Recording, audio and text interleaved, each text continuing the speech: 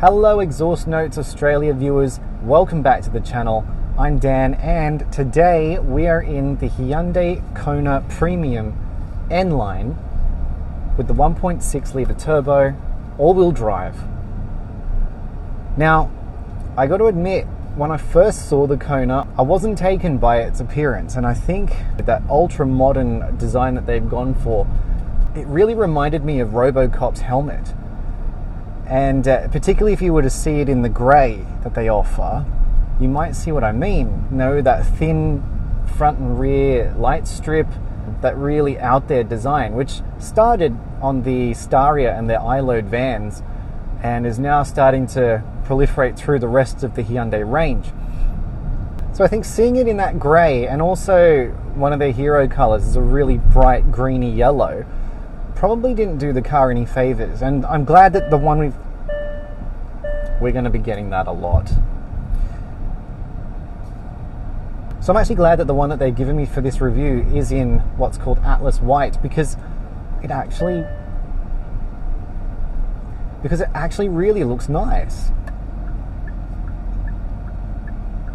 I think this is actually quite a good looking car now, and you know, that's one of the beauties of being able to do these reviews, is to change your opinion or to just appreciate what you're driving. So this is the new generation Kona, and it has gone bigger than the previous one in every way. There's a lot more room inside and out for your front row occupants and for your second row. A lot more headroom as well. It certainly looks bigger, and part of the interior trick is that they've actually removed the gear lever and placed it to the right, just below the steering wheel. It does take a little bit of getting used to, I'll admit, but it really frees up the center console. Now, as a creature of habit, every time I do come into the car, I am trying to go for a gear shift that's not there, but I think it's something you probably get used to. I think another thing about the appearance is that the Kona looks really good in the N-Line pack. With the N-Line trim, you get the exterior bumpers, treatment, the body colored wheel arches, which I think really sets the car off compared to those without it. You don't have those black plastic exterior fenders, which just don't sell the car to me, but you know, obviously that is a personal preference.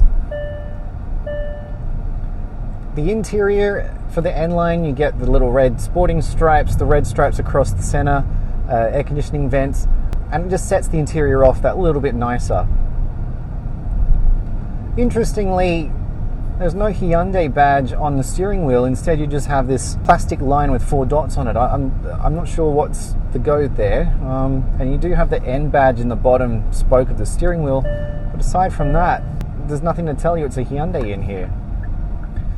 After a bit of research, and so I don't look silly, the 4 dots on the steering wheel apparently represent the Morse code for the letter H, which is simply ... So there you go.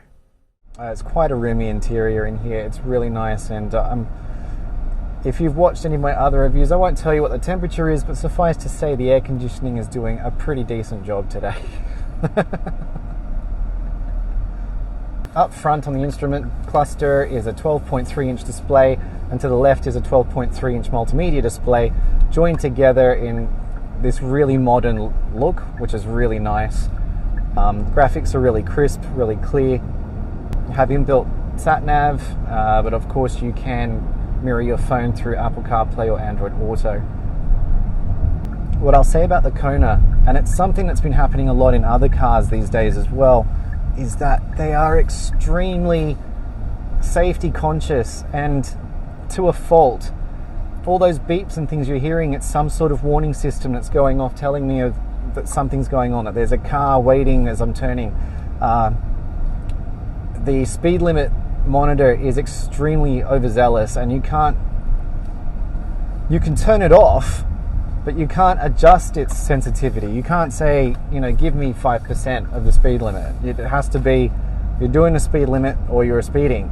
And annoyingly so, if I do 51 in a 50 zone, the car's going to tell me.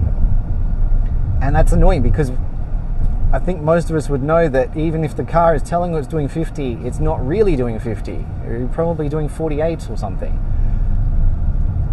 Something else I found annoying is that if you set the cruise control, so you're on the motorway doing 110, and you set the cruise control to 110, and you think you'll be fine, but no, if the car hiccups and does 111, it's still going to beep at you, and that's out of your control. You're using the cruise control for that. So you can turn that off through the systems, but of course once you turn the car off and restart it, that system is going to reactivate. The other one that's a little interesting is this monitor that sits above the steering wheel, and that's watching your eyesight on the road. And so if you're distracted, if you're talking to the kids behind you, or if you're checking your blind spots a little too much, it's going to give you a warning to tell you to keep your eyes on the road.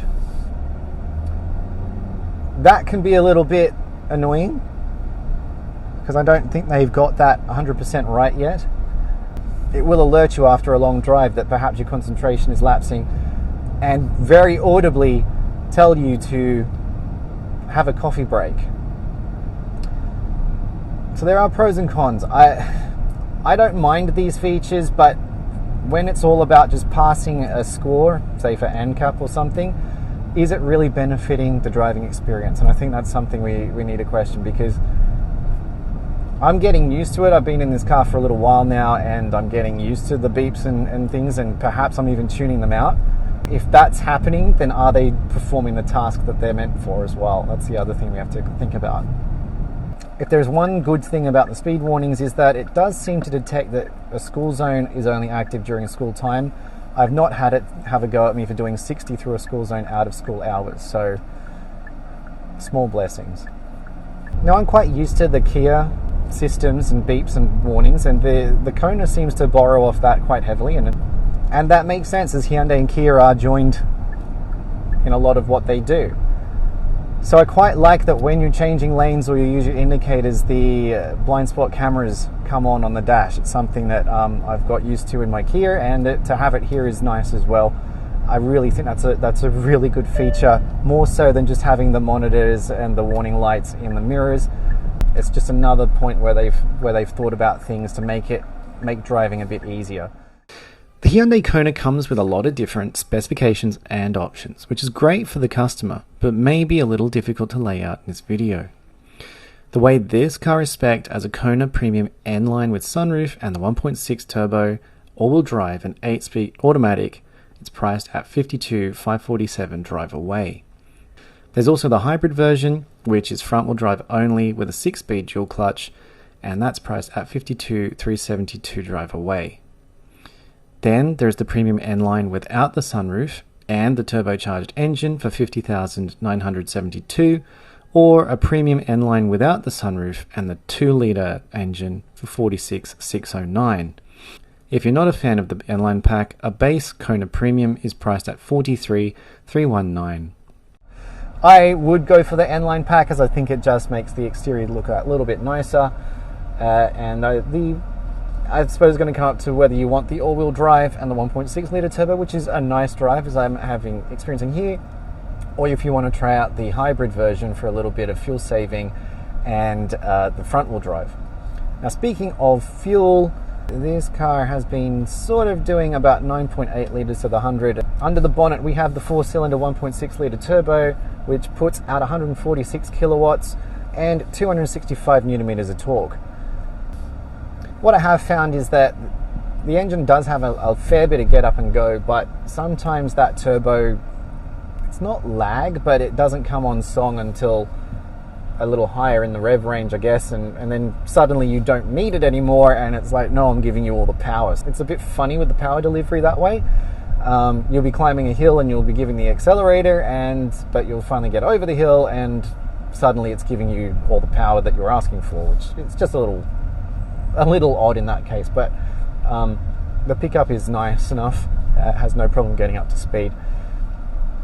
Found that the suspension is maybe a little harsher than you'd expect it to be. Going over bumps in roads and just undulations, it's not uncomfortable, but it's a little surprising. it doesn't seem to iron the bumps out too much. So it just seems like it needs a little bit of a tweak to the suspension tune. I was also a little surprised to notice that the Kona's running on 19-inch wheels, because I guess because of the size of the car, it doesn't actually look like they're 19s. It's got a bit of a unique pattern on them, which Hyundai are kind of going for with a lot of their vehicles these days anyway. But yeah, so 19s. Now when it comes to colours, we're in an Atlas white version here, and along with the Neoteric yellow, which is the lime greeny yellow colour, these are no cost options. But there are a bunch of other colours that you can obviously choose from, including Abyss Black, Cyber Grey, Soltronic Orange, and Ultimate Red, and all of those are a $595 option on top of what you're paying. The boot features a handy 407 litres, with the N-Line also having a powered tailgate. You can of course lower the rear seats, and this will provide a total of 1,241 litres capacity. But we found it's pretty decent actually. We took this for a quick weekend away, and it suited our needs as a small family quite well, and I think that's the kind of demographic you're going to have. So the N-Line pack adds the nice little sporty touches. You've got the dual exhaust out the right rear of the bumper. Obviously the bumpers themselves are very sporty looking. You just can't fail to mention the twin spoiler action over the rear hatch there. Whether or not it does anything aerodynamically, it does set the car off just that little better, and the fact that it's accented in black is quite nice on this white car. So maybe it's a bit much for some. I don't mind it. I think it just balances the car as it should be. Obviously, yeah, if you don't want the N pack, you can just keep it without that, and you'll end up with the black plastics over the fenders and things like that. Plenty of options. Do you have the different drive modes as well? You have Eco, which, you know, for those conscious, it will just make the throttle response a little less, and hopefully save you some fuel. You also have normal, which is pretty much what you'd be in most times, and then there's sport as well. The reverse camera is pretty good, pretty clear in this. You get the 360 view. You can change the cameras. You can even have a free 360 view, which allows you to just spin the camera around as you wish, which is interesting, kind of fun. So one of the great features of these higher end Hyundais, and even the Kias, is that you can remote start them just from the keys. Press the lock button and then press and hold.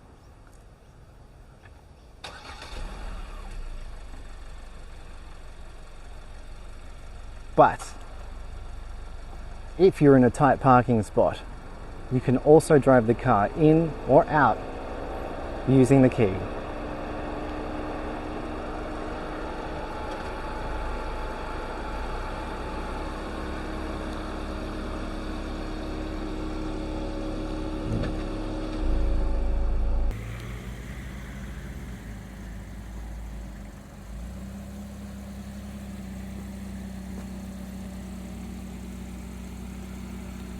Now I have tested this briefly, but if I'm standing in front of the car, it shouldn't run me over.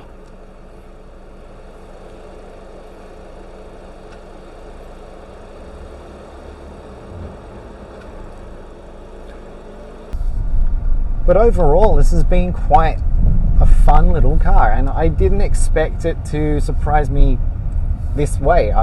I've really enjoyed driving it. I think this version of it looks really nice, and it fulfills the tasks really well.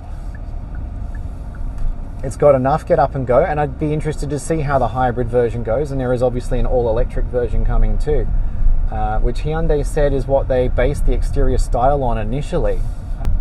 That they designed the electric version first and then just dropped the petrol engines into it and just kept it, which is why it looks so futuristic, I suppose. And yeah, now that I've got to spend time with it, as I said, I actually think it really works. So what are your thoughts? What do you think? We're certainly seeing a lot more of these out on the road, and as quirky as they are, I'm sort of grown to it. So What do you reckon? So hopefully I've covered everything there. As I mentioned, the warning bells are a little bit something to get used to, but the car itself is a blast to drive and quite a bit of fun. So on that, I think I'll finish up. Thank you all for watching, and if you've got any questions, do sound off. Let me know in the comments what you think. Otherwise, yeah, thank you to Hyundai Australia for letting me have their car for a while. It's been quite a joy. And thank you to Exhaust Notes Australia for letting me review this for them. It's been quite fun. Do all the things with the videos. Please like, please comment and subscribe to our channel. I keep telling you each time, but we've got a lot more content to come, a lot more cool and exciting cars to review, as well as cars like this, which are a bit more affordable, a bit more fun. But yeah, please get on there and stay tuned for the next one. Thanks all. I'll see you then. Cheers.